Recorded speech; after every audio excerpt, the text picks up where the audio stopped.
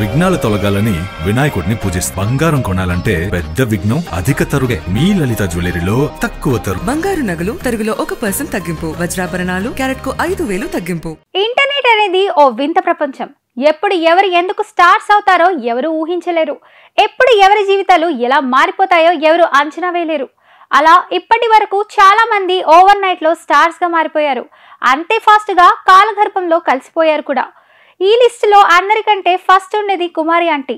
మీ bill మొత్తం 1000 అయింది అనే ఒక్క రీల్ తో కుమారి ఆంటీ ఫేమస్ అయింది. వ్యూస్ కోసం పడి చచ్చిపోయే ఛానల్స్ అన్ని కుమారి ఆంటీ ఇంటికి క్యూ కట్టాయి. సింగిల్ నైట్ లో ఆమెను స్టార్ ను చేశాయి. దీంతో సినిమా వాళ్ళు కూడా కుమారి ఆంటీ పబ్లిసిటీని వాడుకున్నారు. కానీ చివరికి ఆమెకు మిగిలింది మాత్రం శూన్యం. ఒకప్పుడు ఆమెకు హైటెక్ సిటీలో షాప్ అయినా ఉండేది. కానీ ఇప్పుడు అది కూడా లేదు. అసలు ఆమె ఎక్కడుందో ఏం చేస్తుందో కూడా ఎవరికి తెలియదు. కొల్లాపూర్కు చెందిన బరెలక్క అలియా శిరీష కూడా అంతే. బీఆర్ఎస్ ఉద్యోగాలు ఇవ్వలేదంటూ ఆమె చేసిన రీల్స్ తో ఆమెను స్టార్ ను చేశారు నెటిజన్లు. దీంతో ఆమె ఏకంగా ఎన్నికల్లో పోటీ చేసేదాకా వెళ్ళింది.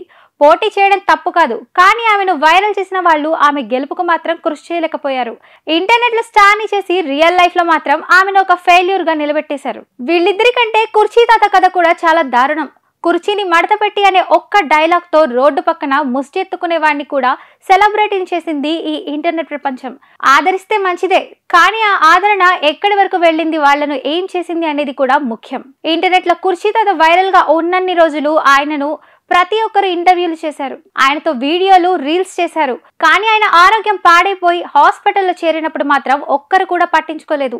క్యాన్సర్ తో హాస్పిటల్ చికిత్స తీసుకుంటున్న కుర్చీ తాత ఎప్పుడు ఏమైపోతాడో కూడా తెలియని సిచ్యువేషన్. ఒకప్పుడు ఆయనను అడ్డు పెట్టుకుని డబ్బు సంపాదించిన వాళ్ళు, ఆయన పేరు చెప్పుకుని ఫేమస్ అయిన వాళ్ళు ఎవరు ఇప్పుడు ఆయన పక్కన లేరు. ఏకాకిని చేసి వదిలేశారు. కాస్త అటు ఇటుగా వేణుస్వామి కూడా వీళ్ళ కోవలోకే వస్తాడు. చాలా కాలం నుంచి సినీ ఇండస్ట్రీలో పేరున్న పూజారి అయినప్పటికీ కామన్ పీపుల్స్ కు వేణుస్వామి పెద్దగా తెలియదు. సమంత నాగచైతన్య విడిపోతారని వేణుస్వామి చెప్పిన జోస్యం ఆయనను స్టార్ చేసింది. ఆయన చెప్పినట్టే జరగడంతో ప్రతి ఒక్కరు వేణుస్వామిని హైలైట్ చేశారు.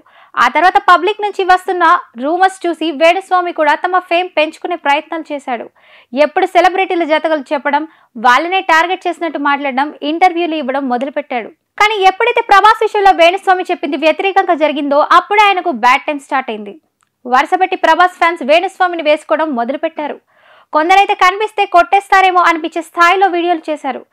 జాతకాలు చెప్పడమే వృత్తిగా పెట్టుకున్న వేణుస్వామి ఇక సెలబ్రిటీల జోలికే వెళ్ళను అనే స్థాయిలో ఆయనకు ట్రీట్మెంట్ ఇచ్చారు. కరెక్ట్ గా చూస్తే వీళ్ళిద్దరిని ఓవర్ నైట్ లో లేపింది ఇంటర్నెట్ యూజర్లే. అదే టైంలో వీళ్ళను కనుమరుగు చేసింది కూడా నెటిజన్లే. ఇంటర్నెట్ లో వచ్చిన కొద్దిపాటి ఫేమ్ ను చూసుకుని ఏదో చేయాలని ఏం చేయలేక కనుమరుగైపోయిన వాళ్ళు ఈ నలుగురు.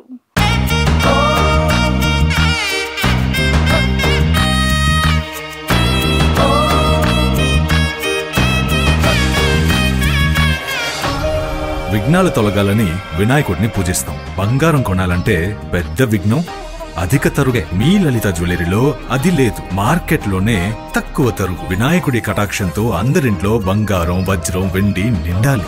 బంగారు నగలు తరుగులో 1% తగ్గింపు. వజ్రాభరణాలు క్యారెట్కు 5,000 తగ్గింపు.